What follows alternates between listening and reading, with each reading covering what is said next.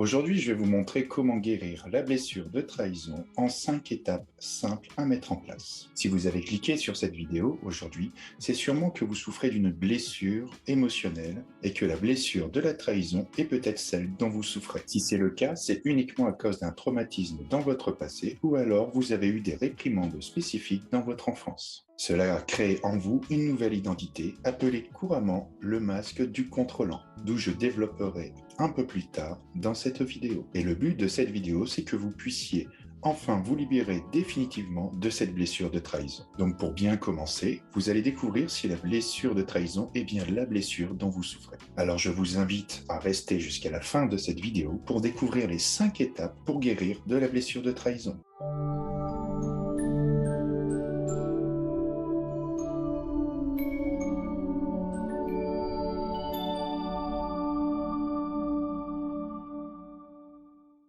Si vous ne me connaissez pas, je suis Mathieu Gourmet, fondateur d'Herméveil, et j'aide les personnes anxieuses à atteindre plus de sérénité grâce à leur inconscient. Au travers de mes contenus, de mes accompagnements, ainsi que de ma formation, je vous partage des infos pour comprendre vos mécanismes inconscients et comment il vous est possible de gérer votre stress, anxiété et angoisse. Si cela vous intéresse, alors je vous invite à liker cette vidéo et à vous abonner à cette chaîne et d'activer la cloche pour ne rien manquer. Alors, comment arrive la blessure de trahison ? Pendant que la personne vit inconsciemment sa blessure d'abandon, la personne finit par se considérer comme quelqu'un de faible et de très dépendant par rapport aux autres. Elle constate à un moment souvent douloureux dans sa vie qu'elle est dépendante des autres et que probablement les autres doivent abuser d'elle, soit la considèrent comme quelqu'un de particulièrement faible. Elle peut s'être sentie trahie, soit par de la mauvaise foi ou des demandes de ses référents pour son attitude, mais souvent que le référent ne le fait pas lui-même. Un peu fait ce que je dis, mais pas ce que je fais. Alors souvent, quand je parle de référent, c'est le parent, le grand frère, une personne qui est particulièrement influente dans la vie de cette personne.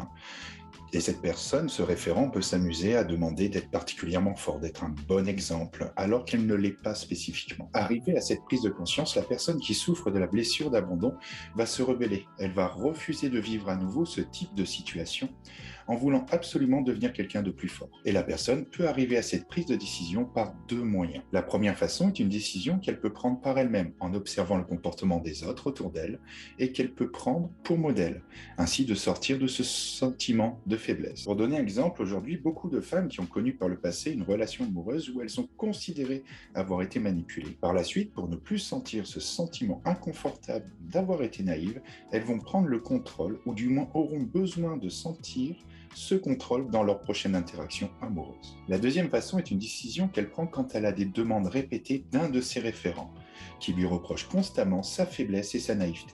Au lieu de se sentir rassurée par la présence de son référent, elle s'aperçoit que c'est sa faiblesse, sa naïveté qui finalement l'empêche d'être reconnue par l'autre. Cette situation va créer en elle des peurs profondes. La peur d'être tout le temps trahie ou encore d'être perçue par les autres comme quelqu'un de faible. Cela va créer des nouveaux besoins pour compenser ce mal-être. Elle va devenir méfiante, refuser de faire confiance à quiconque. Elle va vouloir tout contrôler au niveau de l'image qu'elle a d'elle-même, mais aussi de toutes les relations qu'elle aura par la suite avec les autres. À présent, elle voudra être reconnue comme quelqu'un de fort et d'indépendant. Tout ça par opposition à son ancienne blessure d'abandon. Elle va chercher à prouver que maintenant, elle n'a besoin de personne pour faire les choses, et donc refusera les compliments dans ce sens puisque c'est devenu sa nouvelle norme. C'est normal de savoir tout faire tout seul pour elle. Mais aussi, elle va s'interdire de se plaindre à l'avenir. Il faut absolument que personne ne puisse, à l'avenir, l'affaiblir. La personne va s'obliger à une extrême vigilance, d'être en alerte permanente. C'est aussi une blessure qui peut amener la personne à compenser par son alimentation, de se faire un petit câlin intérieur de temps en temps. Dans ce cas, dans l'excès de cette nouvelle stratégie émotionnelle et de pensée peuvent amener comme pathologie la fatigue, le surmenage ou le burn-out. Cette méfiance, cette vigilance et ce besoin de faire les choses seul amènent beaucoup de fatigue nerveuse. Tout ça pour dire que comme son ancienne stratégie inconsciente était liée à sa blessure ou sa peur d'abandon, elle va chercher une nouvelle façon de faire. Cela va l'amener à se forger une nouvelle identité derrière de nouveaux comportements inconscients. Comme dans une playlist précédente sur le triangle de Karpman, je présente les 3 rôles sociaux victime, sauveur et bourreau, que nous pouvons prendre et qui génèrent beaucoup de stress, d'anxiété, d'angoisse au quotidien si nous gardons ce type de comportement. Toutes les vidéos citées sont bien sûr mises en lien dans la description. Donc je vais vous présenter les 3 stratégies principales que peut avoir la personne qui souffre de la blessure de trahison. Alors en premier, la personne peut revivre sa blessure en continu. Elle va interpréter inconsciemment tout ce qu'elle vit aujourd'hui comme étant toujours le sujet de sa naïveté, de son incrédulité et qu'on peut facilement l'avoir. On est dans le rôle de la victime. Le deuxième mécanisme, inconsciemment, la personne va tout le temps s'opposer à sa blessure. La personne finalement ne fera confiance à plus personne, même à elle-même. Le troisième mécanisme, la personne va tenter de passer au-dessus de sa blessure, de la sublimer. Elle va se mettre à protéger des personnes qu'elle va considérer comme fragiles, des enfants, des personnes âgées, des personnes malades. Elle va travailler un peu par procuration pour aider toute personne qu'elle va considérer être fragile ou particulièrement naïve. On est dans le mécanisme du sauveur. Alors, il y a d'autres comportements typiques de la personne qui vit la blessure de trahison. Il y a les personnes qui se refusent d'être sensibles, d'être fragiles, elles n'écoutent pas leurs émotions. Cela risquerait de les affaiblir et elles doivent en plus dépenser énormément d'énergie à surveiller les autres. Il y a aussi un mécanisme de psychorigidité. On a du mal à travailler en équipe, à faire confiance aux autres au vu de sa blessure. Et donc, ce sont des personnes qui ont énormément de mal à déléguer. D'ailleurs, si on donne à l'autre, on donne l'occasion à l'autre de nous trahir. Donc on évite de donner le travail, il est tellement important qu'on ne veut rien lâcher. Alors si vous êtes reconnu dans un de ces comportements, pensez à me laisser un commentaire, j'aurai plaisir à le savoir. Pour finir sur une touche un peu plus positive, juste avant de parler des exercices, je vais aborder les bénéfices d'avoir ou d'avoir eu cette blessure d'humiliation. En effet, même si vous vous libérez de cette blessure, comme je peux le constater auprès des personnes que j'accompagne, elles gardent absolument tous les bénéfices qu'il y a eu de vivre cette blessure. Alors ces bénéfices, c'est surtout l'ambition et la capacité d'aller vers ce qu'ils souhaitent, d'aller dans ses objectifs. Alors la personne qui souffre encore de la blessure de trahison fera encore beaucoup d'efforts pour atteindre ses objectifs, alors que la personne qui se sera libérée de cette blessure, elle évitera de se surmener, elle écoutera les limites de son corps, sans pour autant perdre le cap de son objectif, et elle aura beaucoup moins de ressentiments négatifs. Alors abordons maintenant les 5 exercices. Alors la première étape pour les personnes qui n'ont pas su se reconnaître dans le début de cette vidéo, ça va être d'observer chez les autres et de repérer ce mécanisme. C'est beaucoup plus facile de voir le nez des autres que de voir le sien. Et c'est surtout le cas quand on a des mécanismes inconscients, comme la blessure de trahison. Ensuite, on essaye d'observer chez soi quand on a des réactivités, des émotions négatives, si socialement on a eu des réactions qui sont dans le mécanisme de la trahison. Est-ce que je me méfie des gens? Est-ce que je ne suis pas capable de déléguer? Est-ce que j'ai toujours besoin de montrer cette carapace de Superman, d'être super fort pour ne pas me sentir mal à l'aise dans mes relations avec les autres? En troisième étape, j'invite les gens à aller voir la vidéo sur la blessure de l'abandon.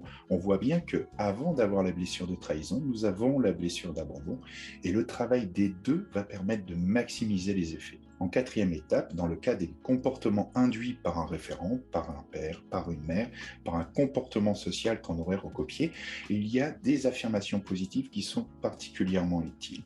La première, c'est « Je suis heureux d'apprendre à me faire confiance et de faire confiance aux autres ». Donc cette phrase est à répéter devant un miroir avec l'émotion qui va avec, le côté vraiment « je suis heureux », le fait d'activer les émotions chez vous vont aider à avoir un peu accès à votre inconscient et de vous faire confiance, de faire confiance aux autres est vraiment la problématique de la blessure de trahison. Et pour compléter cette première affirmation, la deuxième est « Je suis heureux d'accepter mes imperfections et les imperfections des autres ». On voit bien que dans la blessure de trahison, c'est vraiment à un moment donné, c'est cette faiblesse qu'on a en nous, qu'on a voulu cacher. Et aussi, on a dans cet effet de pas avoir confiance aux autres, de voir que ce qui ne va pas chez les autres. Donc finalement, on a ce mécanisme où on se renvoie la balle de trahison. Et donc le fait d'accepter mes imperfections, ma faiblesse, mon émotivité, qui je suis, et le fait d'accepter les limites de l'autre dans ce qu'il est, d'accepter tel qu'il est, va permettre de générer un climat beaucoup plus apaisé. Alors ces 4 étapes, elles ne marchent que si on les pratique, et elles sont vraiment utiles et puissantes. Déjà, le fait d'observer vos mécanismes, d'en prendre conscience, vous allez pouvoir diminuer l'activité de vos réactivités. Et le travail un peu plus en profondeur de ces affirmations à travailler devant un miroir, un petit peu tous les jours, une trentaine de fois, jusqu'à temps que vous n'êtes plus mal à l'aise de vous amuser à dire des phrases qui sont quand même, qui vont toucher en fait cette blessure, qui va essayer de la soigner. Vous allez vraiment pouvoir vous désolidariser de ce mécanisme inconscient et de vous éloigner de cette blessure. Après, en cinquième étape, il y a toujours, si la personne a eu vraiment une blessure émotionnelle assez lourde qui l'a amené à avoir cette blessure de trahison, là, dans ce cas-là, le mieux, c'est quand même encore d'aller voir un professionnel pour dire de terminer le travail. Mais les 4 premières étapes, elles sont quand même très utiles et va permettre à la personne de reprendre son autonomie, ne plus être dans ses réactivités et dans son anxiété finalement, d'être toujours dans ce mécanisme. Alors faites-moi savoir ce que vous avez pensé de cette vidéo en commentaire. N'oubliez pas de liker cette vidéo si elle vous a plu et de vous abonner pour ne louper aucune autre vidéo. À la semaine prochaine.